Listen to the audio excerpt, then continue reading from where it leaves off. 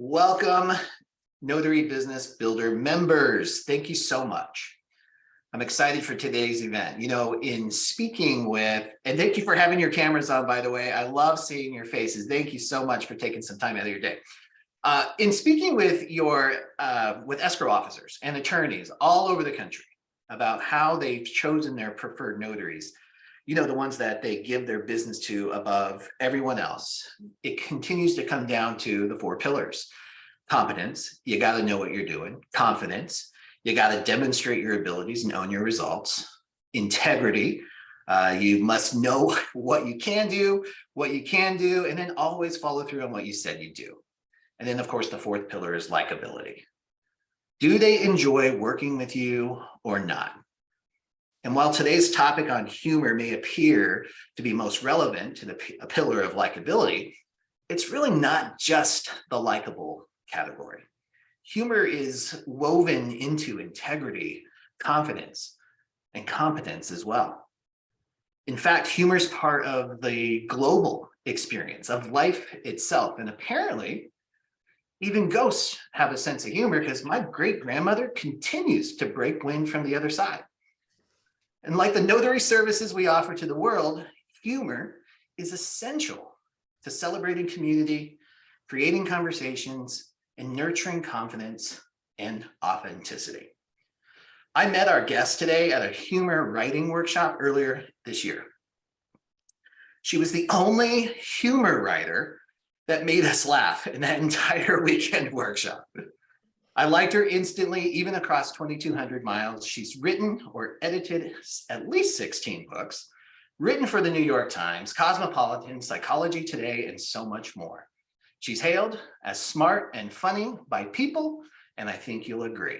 Please show some love in the chat for our guest today, Gina Barreca. Gina, thank you so much for being here. Bill, I am delighted to be here. Hi, everybody. And I understand that, I got a little applause from Celicia. Is that how we say your name? Yes, okay. And already somebody says, I have a face for radio today. Everybody, so already this is a group with a sense of humor. So I'm going to be fine. We're going to have a good time today. And the idea about, Bill and I were talking, and thank you for the welcomes. The idea of humor being a way that people connect around the world is what I've been talking about and writing about and teaching about from 1985 onwards. So it's for my students, that was like, they think of it as around when the Earth's crust cooled, because I have been a professor at the University of Connecticut since 1987. And I took the job in the wise way that one does when one is young. I took the job without visiting the campus. So I left New York City for Storrs, Connecticut. I know that you're all from all around the country. Storrs, Connecticut is this town in the woods in Connecticut. And I got up here, and it was an agricultural school, like a lot of state colleges, a lot of state universities. And I saw black and white cows, and I thought they were like ads for Ben and Jerry's. And I didn't realize that they were real cows. Like, I was thinking, oh, there's a Ben and Jerry's somewhere here. And I have learned to live in the woods and to amuse myself. So that's one of the reasons that humor is very important to me. And but I have, as Bill said, spent a lot of time writing about why humor is an important tool in terms of survival, in terms of making yourself heard in situations where it's difficult to get a point across, or when somebody else is having difficulty reaching you. In a way, there's a lot of miscommunication when it comes to humor. And I think somebody lived in New London 100 years ago. We probably know each other. That's when I was very active socially. It was about 100 years ago. And the idea that humor allows us to address topics that are otherwise taboo. And as notaries, one of the things that I'm aware that you do, I have friends who are notaries, and again, I did some homework to prepare for our conversation today, is you're dealing with people in moments of crisis. A lot of times you are dealing with people on days that are very big for them. And of course, you're dealing with them, you're dealing with people who are in these tremendous moments in their lives. And for you, it's what you're doing all the time. So it's hard to bring the sense of like, it's a big day for you, honey, but you're one of 45 people that I've dealt with who are bringing me the same issue. And so there's, there people are dealing on emotionally different plateaus. And so to be able to communicate between those and sort of not, one person's not heading off the runway into the mountain of that, that, and one's not going off the cliff. I imagine that you have some remarkable stories, and that's why I really want to leave a lot of question time and, not just question and answer. It's not like I'm going to have all the answers, but, there are no Cliff's notes to life, sadly. But I would love to hear what your situations have been and to see whether any of my experience and research and activity in the field, where we could talk through some of them and see if there would be effective ways to address them, what's worked for you and for your colleagues to hear those stories, and maybe what hasn't worked and what might work better. So just so that you get some basic information again about me, just to save time, it seems like there are a lot of women in the group. I'm delighted that there are men and women in the group. But just so that you don't have to do math or think hard about anything, and it's always the women in the group who do this, just so you don't have to get pencils out or use a calculator, which you're all good at math, so you don't anyway. But I'm 65 years old and I weigh 153 pounds. So you don't have to do the math, because women look at other women, I'm sorry, and we're usually like, for the first 15 minutes, it's like, is she older than I am? Is she younger than I am? So you don't have to go look up my CV. I was born in 1957. As you can probably hear from my accent, I grew up in New York. I grew up in Brooklyn, New York. And even though I've lived in Connecticut since 1987, I still sound like I'm from Sheepshead Bay near Coney Island, which I am. And the way that I sort of, you can see part of me, but the way I describe myself is that, in Armani, they're still selling Armani, I'm like a 14 or 12, and at Dot's Dress Barn, I'm a 22W. Okay, because women know that the more we spend on our money, the smaller the size we will be. Okay, that's one of those funny things to realize about life. Men buy clothes that fit them, right? Men buy clothes that fit them. Men will go in and go, I have a 32 waist and 38 long. And women do not put our waist size and leg length on our tuchus, because that's not what we do. And you have never heard a man, I mean, women are always, we have conversations like, I'm going to try to be size 14 by the holidays. I'm going to try to be size 8 by my daughter's graduation. I'm going to try to be a sub-zero, which is an appliance, not a size, a sub-zero by my granddaughter's birthday. You never hear a man saying, I'm going to be a 42 short, by Valentine's Day. I mean, that's not what we have different approaches to things. So, when we talk about humor, we like to say, oh, humor is one big, great umbrella that we're all under. But actually, there are very different ways that different kinds of people use humor, because it's sort of a bonding agent, and we bond within groups. And one of the reasons I think you're here today with your colleagues is because there are stories that you'll be able to tell that other people who are notaries, who are in your line of work, will get and appreciate. And you'll be able to get confidence from each other, and you'll be able to say those magic words, oh, it's not just me, I'm not crazy, I'm not alone in this, that you don't get to necessarily sit down to somebody that you just met and tell a story about what you do, that they'll be able to understand the funny part, right? There are certain parts. So humor is a way of talking about experiences within the groups that we're in. There are kinds of humor that particularly the group that we're dealing with will be able to get. And one of those groups are professional groups, right? And so it's important to be able to exchange that kind of information with other people as a way of making you happy that you've chosen your profession, your line of work, that you were called to your vocation. And there are other times when what you really need is to commiserate with somebody who's in your line of work, because they're the only one who's going to understand, like, you don't know what happened to me today. And you'll be able to tell a story that might have started out as a miserable experience, but that humor can transform into a great story. So that's one of the things I'd like to focus on, is the transformative nature, the power of humor.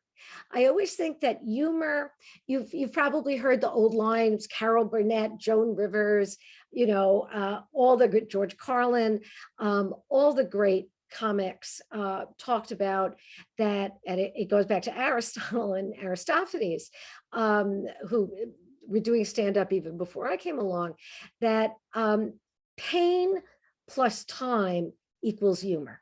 Have you heard that expression before? Pain plus time equals humor. That if I do like a workshop in a big group, like live, and if I got a couple of hours, and I will ask people, tell me the funniest story about your childhood. Okay.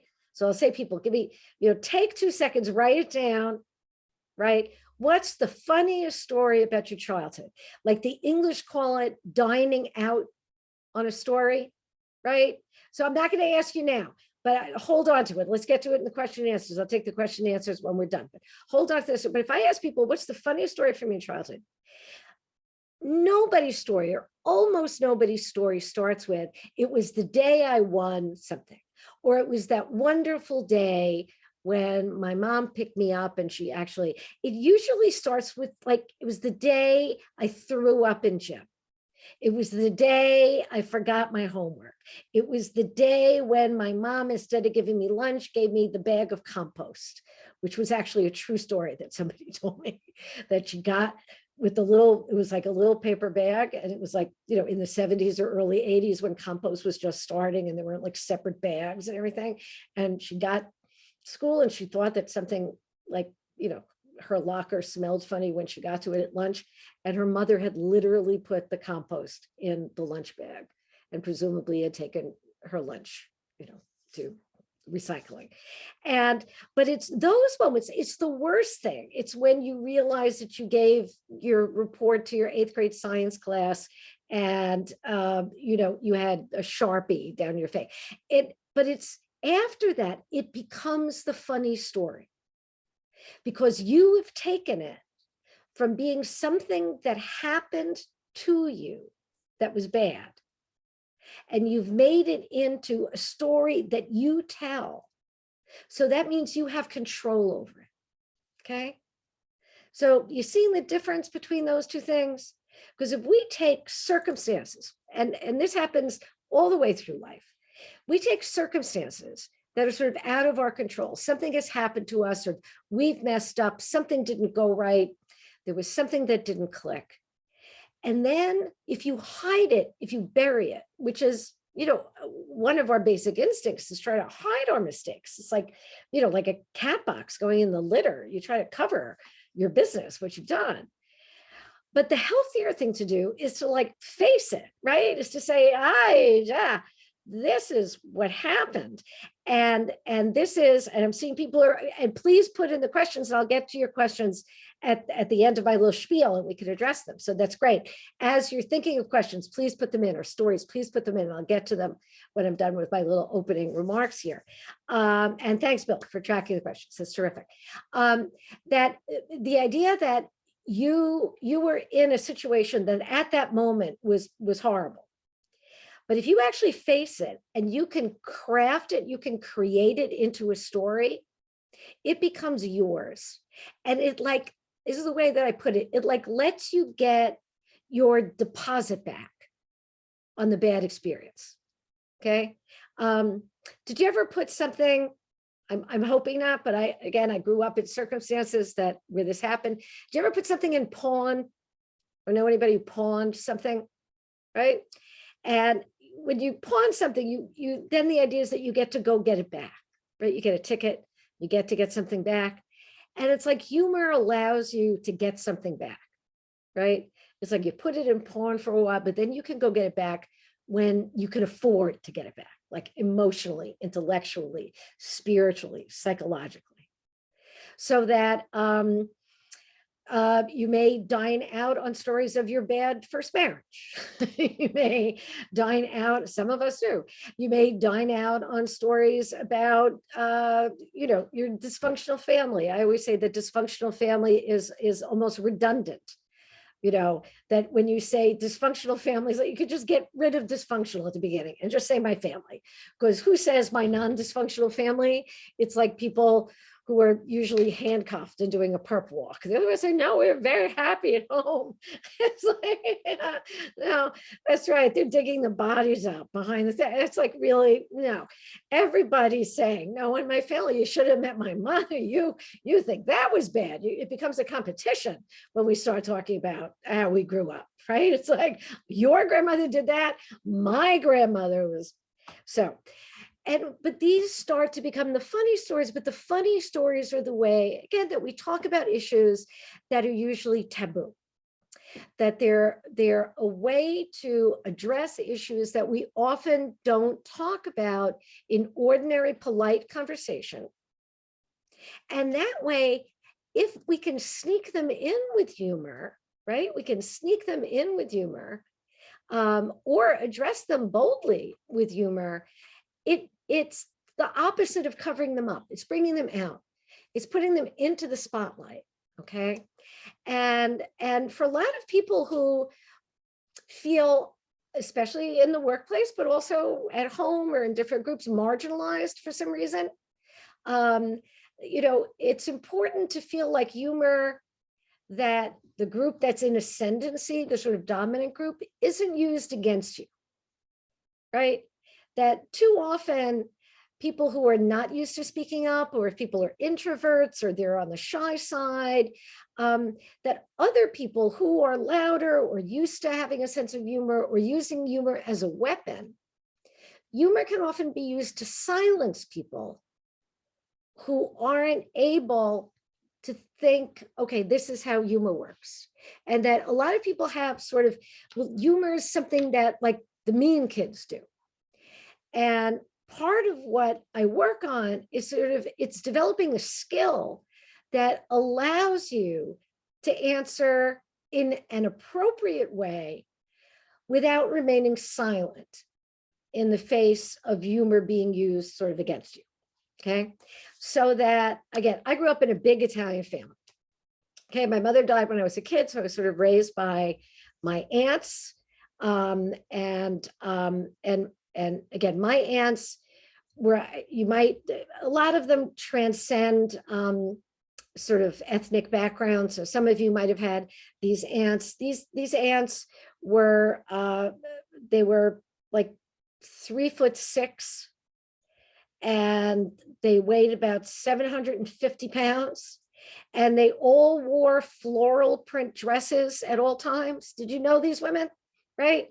I mean, on a formal occasion, they'd wear black, but actually the only way you could tell a formal occasion from a casual occasion is where their orthopedic stockings were put. If the orthopedic stockings, remember those, they would keep them up with white elastic that they would cut themselves.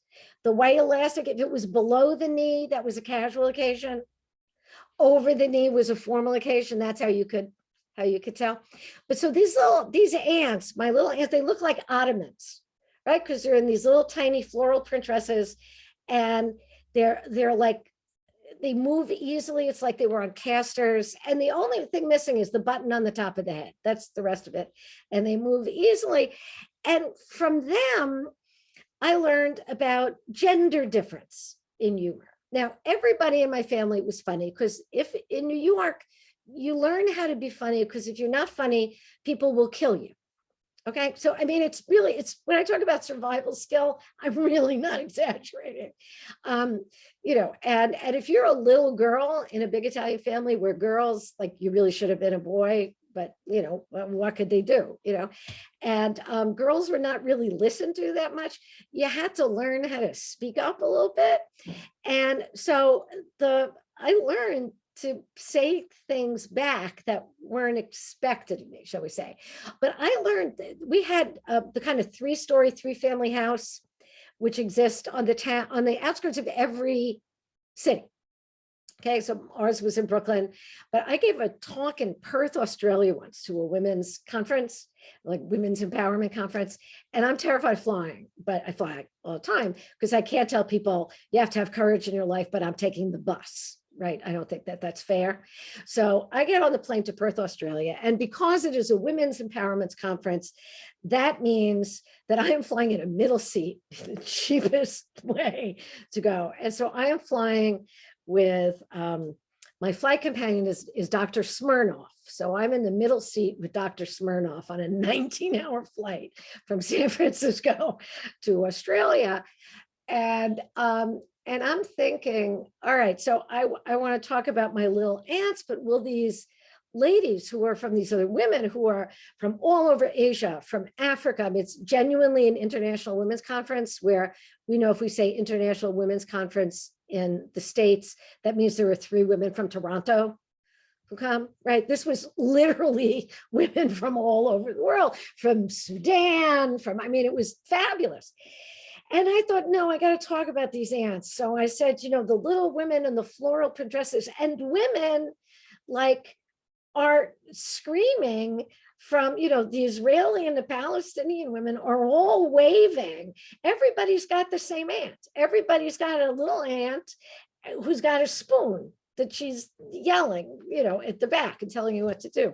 So in these houses, apparently on the outskirts, they were the outskirts of Port, there were these 3-story, 3-family houses where like great grandma is in the attic, right?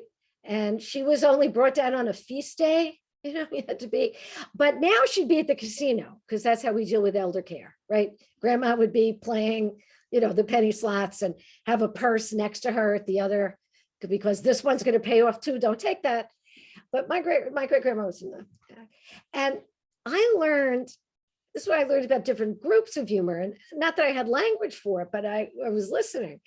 And that the women would laugh differently with the other women than they would laugh around the men.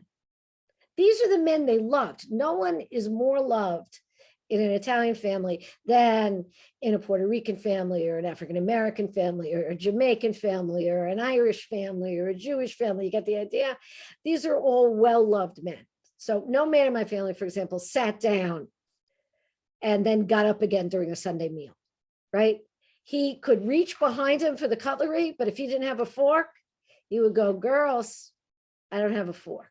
17 women would rise simultaneously. He doesn't have a fork. Tony doesn't have a fork. Where's the fork? He could have gone like this. So they're well-loved. These are well-loved men. But the women, I learned, had jokes that they wouldn't tell in front of the men. And they would pretend not to be laughing. So they would say, my aunts would say about their beloved brother, Tony, let's tell Tony that I got the sausage at the butcher he doesn't like. I got it at the butcher he likes, but let's tell him I got it at the butcher he doesn't like. Let's see what he does. And it was like they were a chemical experiment. So they'd sit down and the women would make eye contact with each other and go, Tony, it was so busy this week with the kids' confirmation. I had to go to the place where you don't like it. And Tony, with the authority of Juan Valdez tasting the coffee, some of you know what that means, say, okay, it's good. It's not the same. And the women wouldn't laugh, but they would all look at each other and go, and I'm thinking, all right, there's something going on here, because what is it about why they don't feel they can laugh in front of these guys who have a great sense of humor, but they go downstairs and they laugh and they laugh. So what is it about different groups? And I'm there listening to the uncles too, because I'm sitting under the table and I know that they're telling jokes that they would never tell to the women. And I'm thinking, first of all, I have never heard one of my aunts tell a joke. The uncles tell jokes. And I'm later thinking, as I'm growing older and I'm studying humor, men tell jokes. I mean, this doesn't go across for everybody, but men tell jokes. Women don't tell jokes. Women tell stories. And I love my husband. I've been married for 32 years to the same man. No time off for good behavior, right? And Michael will tell a joke. He'll say, okay, I heard this one. It's like two guys walk into a bar with a 12-inch pianist. And it's like, yeah, no woman I know has ever said, a woman has something funny to say. She walks into the bathroom, because that's where all women's conversation takes place. Women who don't know each other share the most intimate details of our lives on contact, right? So walks into the bathroom and she said, oh God, I'm laughing because you should have seen what just happened to me on I-95. And the other woman sitting at the counter go, what?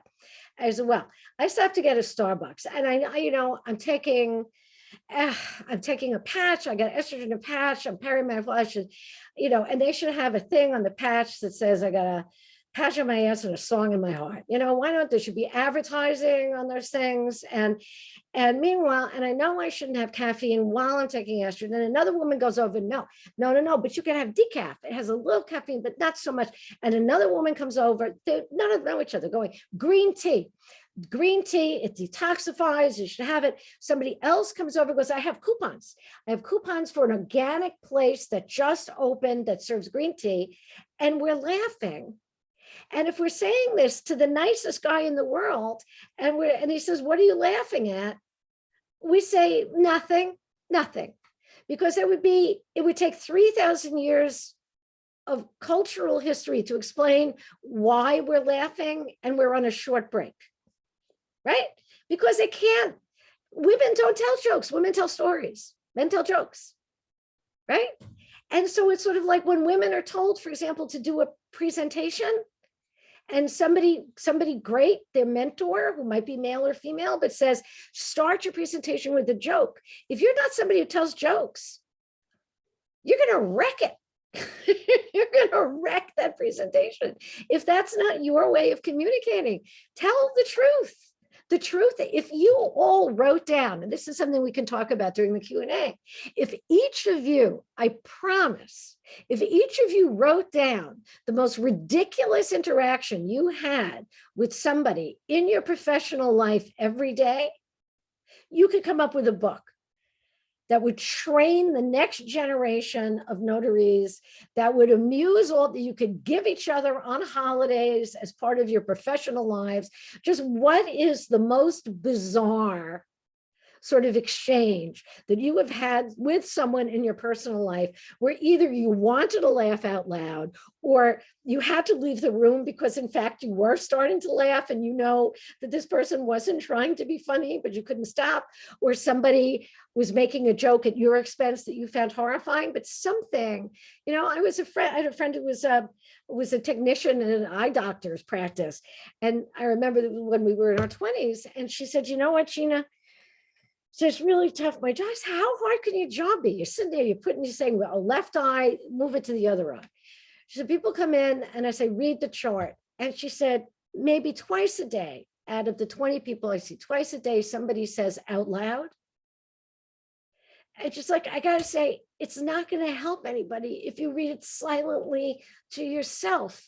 Yes, read the chart out loud. So there's something that you have to say in every job where you're explaining to somebody, actually, yeah, yes, please.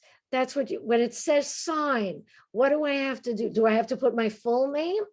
Like, what date do I put? It's like, there must be questions that you hear on a regular basis that it must be really hard to bite your tongue and go, okay, I'm not going to take advantage of this individual and make fun of them. I'm going to be a decent person and not take advantage of what's going on here. But so again, I would love to hear those stories. And again, the learning how to come up with answers. I think that humor at its best is a real act of generosity. You're giving somebody a chance to connect with you. That real humor is really about a story. It's about telling the truth without being mean. It's about making that I always say that laughing together is as close as you can get to another human being without giving them a hug. And that sometimes is closer than giving somebody a hug, right? Certainly closer than an air kiss. I don't buy the air kisses. But laughing with somebody, when you really make contact with somebody and you laugh together, it's an intimate experience. And that's why it's always interesting when you're laughing. Do you ever listen to a stand-up comic or a politician? It's hard to tell them apart sometimes, that you disagree with. Excuse me. And they say something that you know you fundamentally disagree with, but you laugh. For that moment, you're connecting on the same side. Even if that next moment you go, no, I don't believe that. For that moment, you heard what they were saying. If you can make somebody laugh with you, they hear you. You can't ignore somebody and laugh at what they're saying at the same time. It's a way of capturing somebody's imagination and attention, however briefly. And Sharon here said it's good for the soul. It is good for the soul. It really is. There was a wonderful Victorian poet named G.K. Chesterton who says that angels fly because they take themselves lightly, which I think is a great line. Angels fly because they take themselves lightly.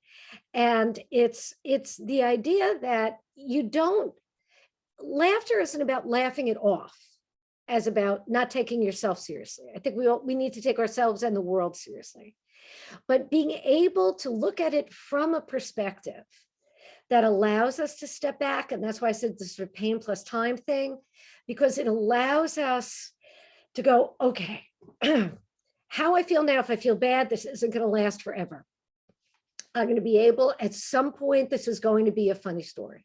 Have you ever been in one of those positions where you know, even at that moment, like this is going to be, I remember I was coming home from England. I did a study abroad in England. I'd never been out of the country. I was 20 years old and I'd fallen in love and I didn't want to come back. And again, it was just my dad raising me. He didn't expect to have to raise this 16-year-old on his own, and, let alone a 20-year-old who'd fallen in love and didn't want to return. But he picked me up at JFK Airport after an 11, it turned into like an 11-hour flight because the plane had to stop. It was a nightmare. And I was weeping the way that only heartbroken 20-year-olds can weep. And he was waiting for me at the baggage claim. And I said, Dad, you're really like that kind of, And I said, the only reason I came home was to see you and the cat. And my father said, I have something to tell you about the cat. And again, I'm not making it up. If I could write fiction, I'd be a novelist. I can only tell the truth. I can only pay attention. I can only take from what's actually happened. I can't invent. I don't have powers of invention.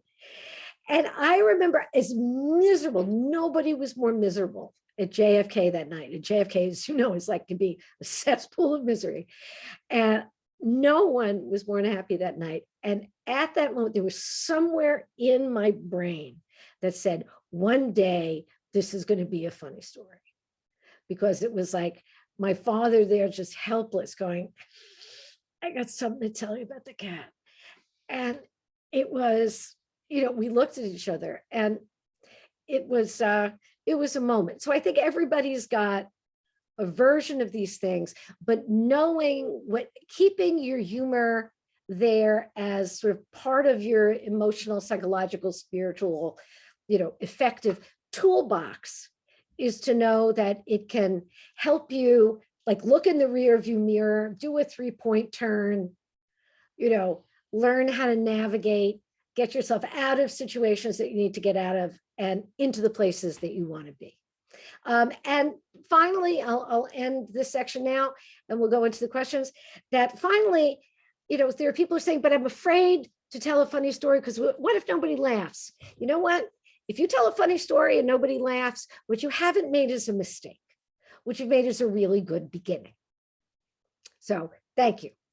I love that. Thank you. Thank you. Thank you so much. I thought that was fantastic, and I love the laugh and the great message that's happening here. Thank you. And we have a few questions, and I want to just, if you're wondering how this will go, this is very conversational with Gina. So I'm going to kick off with Jennifer's question that she posted in the chat a few minutes ago, and then we can kind of roll from there. Gina made it clear that she really likes the conversation style. So we'll use the raise hand feature if you'd like. In fact, Jennifer, if you'd like to unmute and just ask your question right directly to Gina, that's totally fine as well. Oh, I think I disabled all the powers. It's like the puppet master. Yes, you may speak, Jennifer. Hi. Hi. This was fantastic, by the way. But my question was, what if the story you're telling is something that you think is funny, but when people hear it, they're mortified? Then you have to find a new group of friends. A good start. And it depends on, again, is the story, can I ask you, Jennifer, is the story about yourself or is it about yourself? Yes. They're mortified on your behalf? Yes. Okay, can you tell us the story?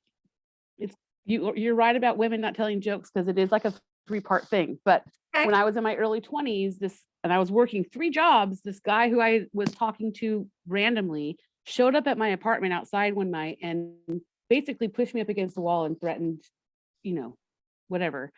I'm going to age myself when I say this, but I was a big fan of Tybo, if anybody you know what that is. Yeah.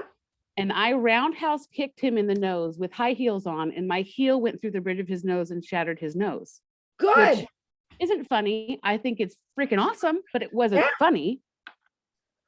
A week later, I wake up in the middle of the night with this same guy on top of me, his nose all wrapped up with some blunt weapon he found in my kitchen, threatening to kill me, but not holding me down.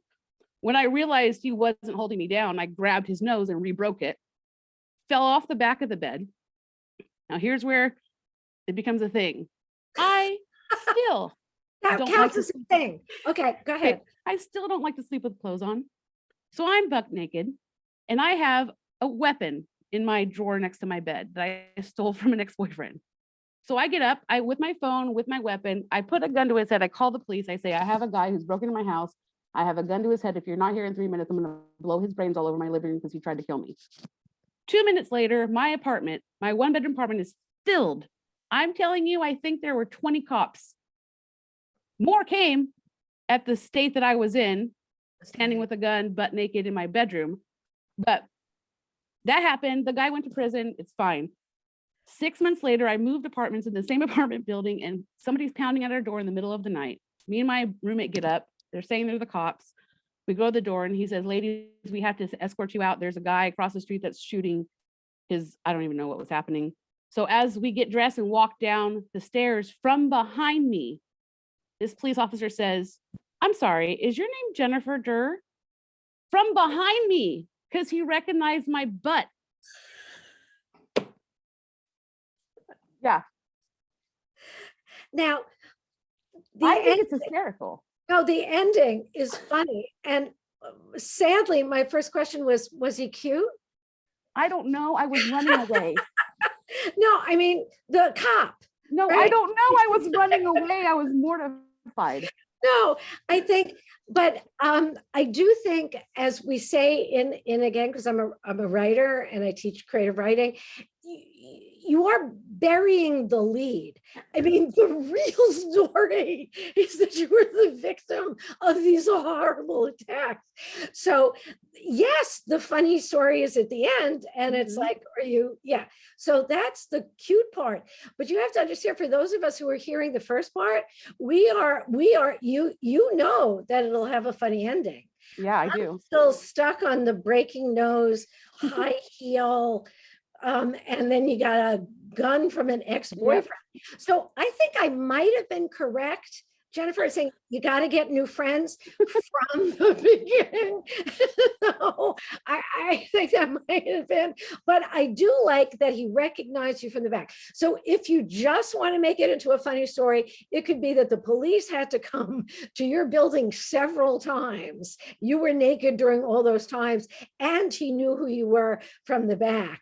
But we're still, I would imagine other people would agree with me, reeling from the horrible trauma, which eclipses the then funny part about you having a really cute enough ass to be recognized from the back. Because I'm still like, the nose and the heel and Tybo, and because there are a lot of other details there that are, but that would that's one heck of a story, Jennifer. And it does have a cute ending.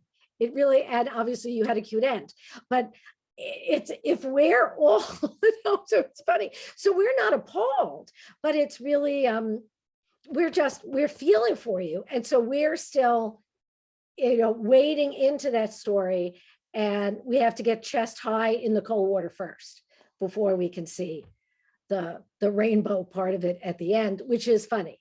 But thank God, and you live in a different city now. Good girl, good work. And you always make sure that he's like not getting paroled, right? So that it's, yeah. Well done. Okay, can anybody top Jennifer's story? Well, all right, I guess that's a wrap. That's gonna be a tough one to do. After that, I think you should feel like you're in a really safe environment to share Thank you, Jennifer. some non-booty with the group here.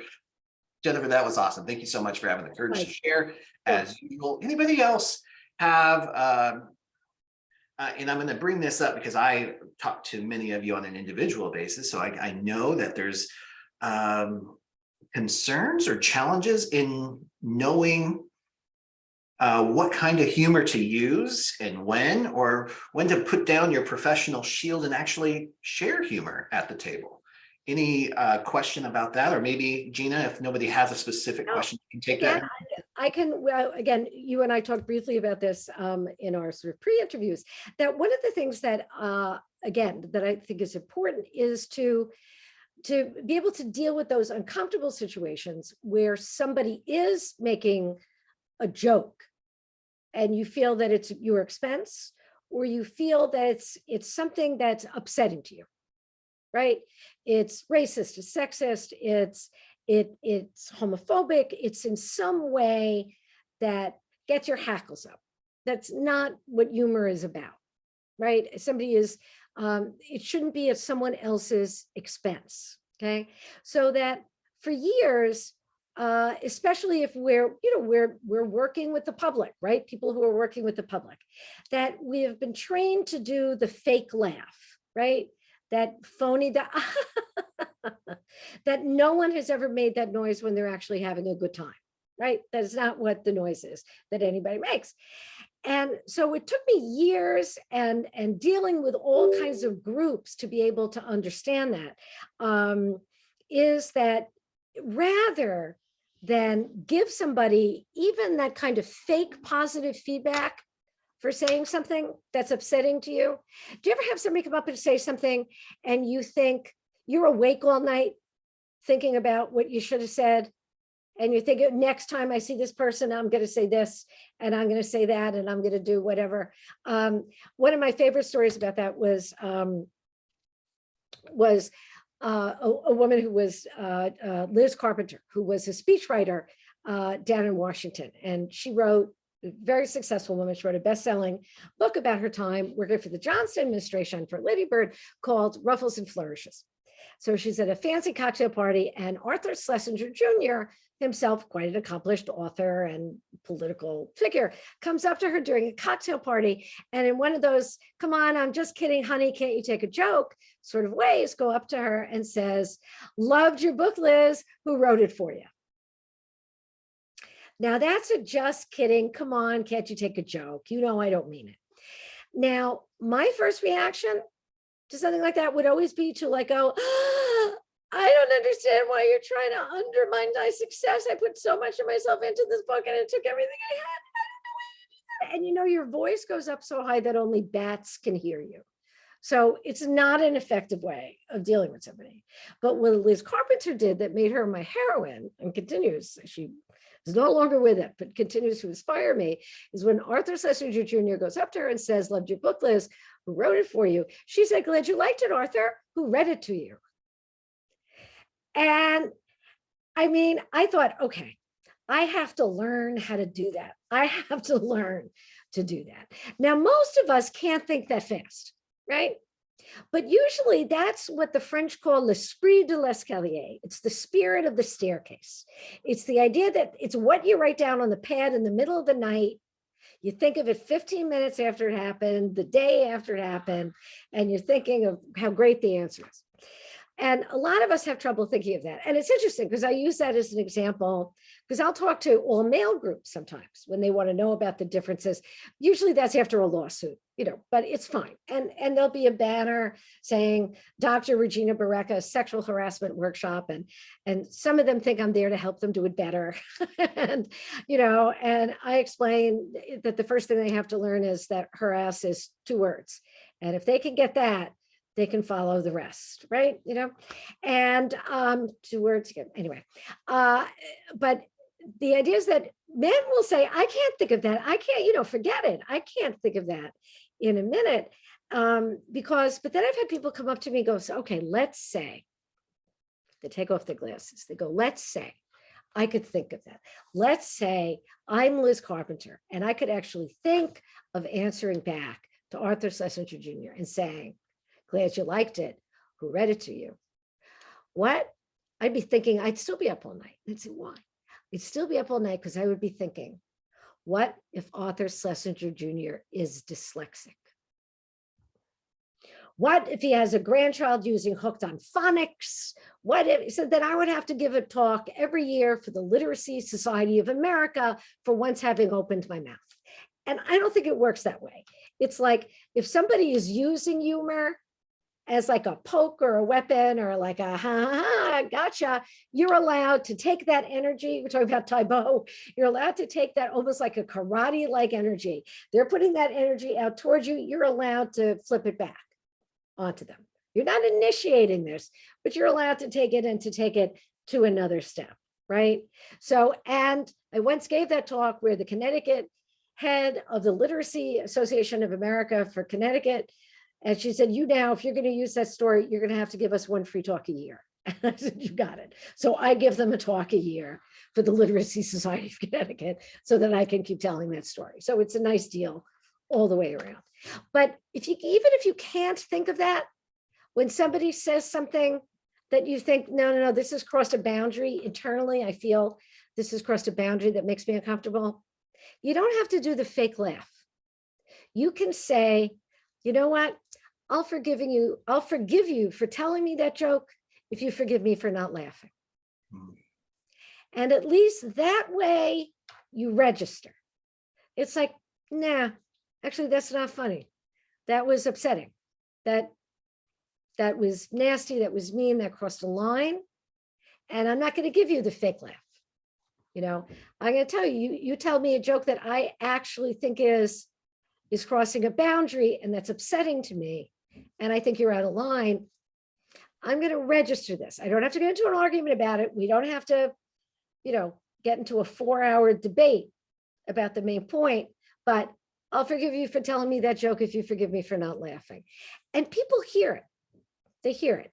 There are not a lot of people who can walk away from that without at least thinking twice about what it was that they just said that, you know, like registered with somebody else.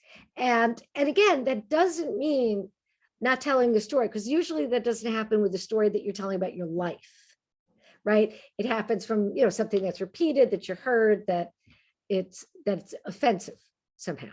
And so I think that that's a quite a reasonable response.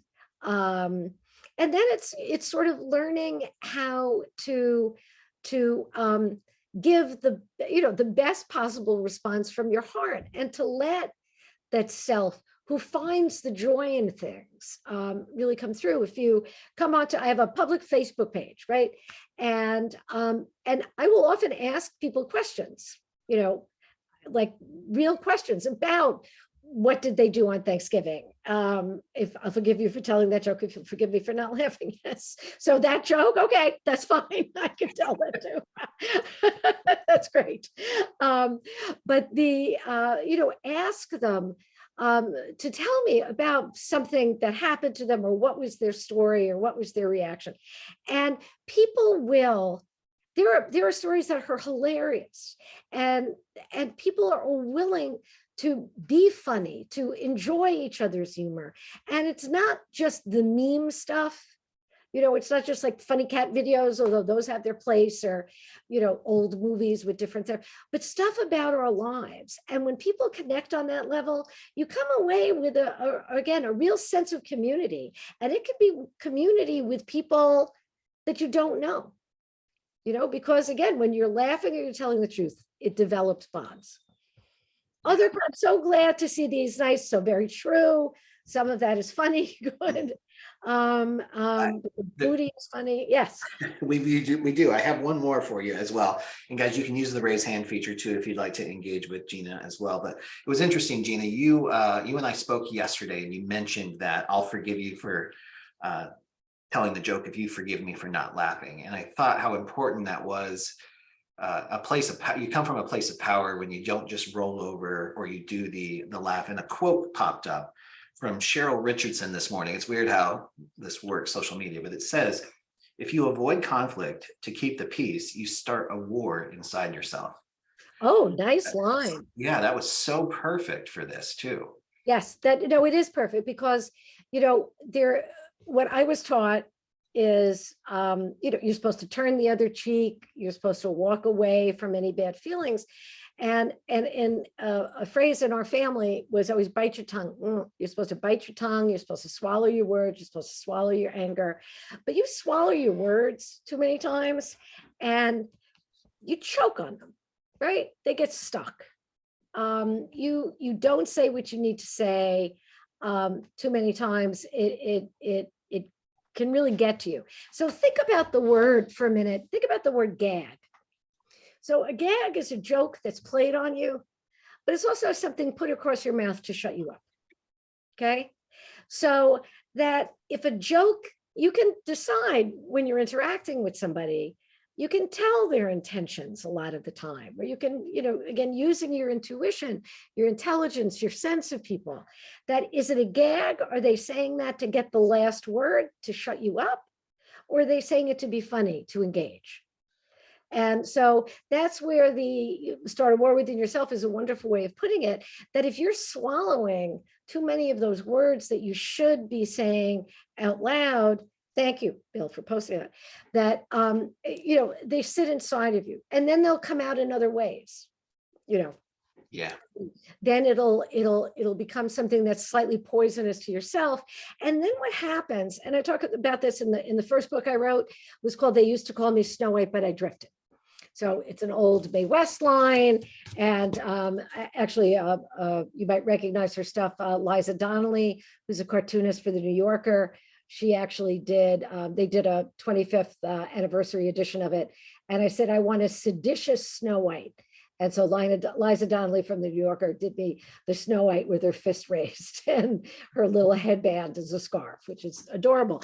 But, you know, I talk about the idea that, that all of those stories that we sweep under the rug only end up making our lives worse. They're the dust we don't address. They're the things that will end up somehow, you know, making us not be able to breathe, not be able to see freshly what's going on around us. And that's what we need to do.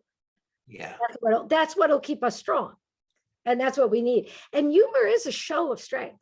Mark Twain said that against the strength of humor, even tyranny cannot stand. That it's a show of power. I mean, that's why the last laugh is so important. And even if the last laugh is something you need to keep to yourself, it's still, when you know you'll be able to make a funny story out of this, it can bridge the gap between that moment that's tough and the moment that you know it'll be better. It's sort of a promise of the future. Love that. We do have a hand raise. Thank you, Kim Flanagan from California. Hiya, Kim. Let me invite you to unmute. I forgot I have to grant the power. There you go. I have the power now. Well, in recognizing and supporting the idea of humor, making people feel more comfortable and feel better, I almost always start my appointments with humor. I don't pack lightly. I have a big rolling case that I come in with. I've got a bag in my hand, and as soon as I'm at the appointment, I say, I know it looks like I'm moving in for the night, but I promise I'm not. Or I know it looks like I'm going to be here for a week, but I promise I'm not. I just don't pack light. And it breaks the ice, and right away it makes them feel more comfortable. So it's not even trying to get out of anything. It's just right away it establishes, they kind of breathe easier, because we're headed toward legal documents and a notary coming into their house and all that kind of stuff. And I just find that it breaks the ice, and it tends to go over pretty well. I think that's wonderful. I think that's a great, and it's not self-deprecating. You're not making, again, you're not taking something away from yourself. You're addressing something that's there, and it's your confidence. To go back to Bill's original point, it's your confidence that's coming out, going, I know, I brought the extra duvet, and because I always like my own pillows. So it's really, and actually, and a lot of us carry everything we need to start life in a new state with us. If not, in a bag, then in our trunk, so that we have, whatever, you ever ask a woman, like, do you have an aspirin? She opens her bag. It's like, I have aspirin. Is it allergy related? I have Sudafed. I have Actifed. I have Pepto-Bismol. And guys will have it in their car. My husband has basically a bodega in the center thing, because God, he's going to get stranded in the blizzards of Connecticut. But, he's got candy, he's got a power bar, he's got a beef jerky, he probably has a full bar in the back seat, I'm not aware. But but again, to be able to say that, like you said, and to make them feel, to acknowledge that, okay, let's all take a deep breath. And literally, you probably all know this. I don't get into it. I have colleagues who do, but that laughter and that breath that you take when somebody relaxes, when it's like, okay, here we all are. And that really is. And I bet they're grateful to you. And from the first moment, they know that you can take control. They can put themselves in your hands, and that you'll take them through whatever they need to be taken through. And also that you're not going in going, does anybody here have paper? Does somebody have a pen? Do I need, oh, I forgot my Post-it note. Does somebody, that you're going in with everything. That's a great story, Kim. Love it. Love it. And we've got another hand raise. Celicia, thank you. Welcome. You have to unmute her. Oh, shoot. Thank you. Unmute. Granted. Unmute. So one of the things, because I do weddings, I do a ton of weddings. And one of the questions is people always ask is, well, how long is the ceremony? And I say, well, it's under 8 hours. And of course, it's about 12 minutes, but 12 minutes isn't under 8 hours, but just that little, throwing them off for just a little bit, always, gives them a little bit. And then someone asks, or how much does it cost? And my answer is always the same. $8 million. Dang. And then I tell them the real answer, which is always less, of course. But if you just jostle them a little bit, friendly like, of course. And then also, doesn't that mean that you will be the wonderful giver of the vows, since you are bringing joy and you are bringing lightheartedness and you are bringing a sense of celebration to this, as opposed to somebody, well, it'll take slightly more time than the usual eulogies that I give. But your wedding probably won't last as long, no, that's a wonderful answer. And of course, again, it gives them a chance to, because they're so scared and they want to do it right. And it's like when people are like, trust me, getting the wedding right is the least of your worries. There's a lot of other things the two of you are going to need to get right. And this part, this is the easy, this part you can have like on note cards, for the next 18 years, you're going to have improv. But, this part you can write down. So that's wonderful. That's great. And so it's not $8 million. You don't charge $8 million, Bill. Let her talk. Well, for you, I Ah. can make an exception. Okay. Very nice. See, there's benefit. Membership has its benefits, Gina. You get a discounted wedding. Right. What's in your wallet? Right. Okay. Well, guys, that brings us up to our 1 hour mark with Gina. Gina, thank you so much for Thank you. sharing so much of yourself with us. Thank you for the laughter. Thank you for the guide as we navigate our business. And guys, the personality is your greatest asset that you bring to the table, and humor can play an integral role with that. So Gina, thank you so much. Thank you. Thank you. Thank you for the stories. Thank you for being here. Appreciate seeing you. I hope I'll see you again. For Bye. sure. All right. See you guys later. Thank you. Thank you.